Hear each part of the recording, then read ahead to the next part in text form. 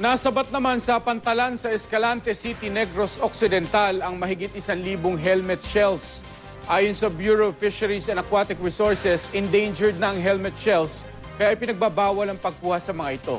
Makibalita tayo kay Erwin Nicavera ng GMA Bacolod.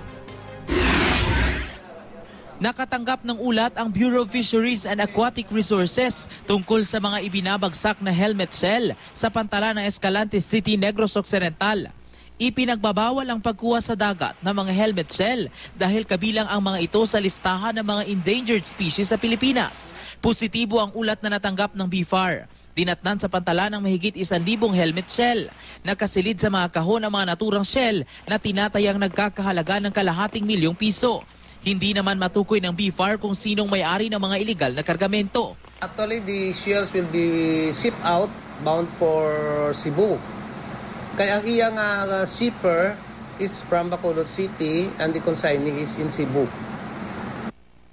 Ayon sa BFAR, posibleng nakatakdang gawing produktong pangdekorasyon ang mga nakumpiskang helmet shell.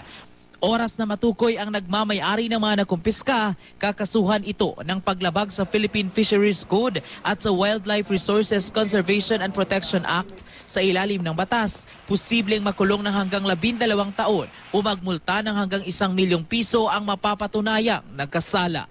It's either diri mala sa Negros or dito mala sa Palawan or somewhere in Mindanao or Panay Island. Hindi kami kasure. Erwin Nicavera, Nagbabalita, Pilipinas.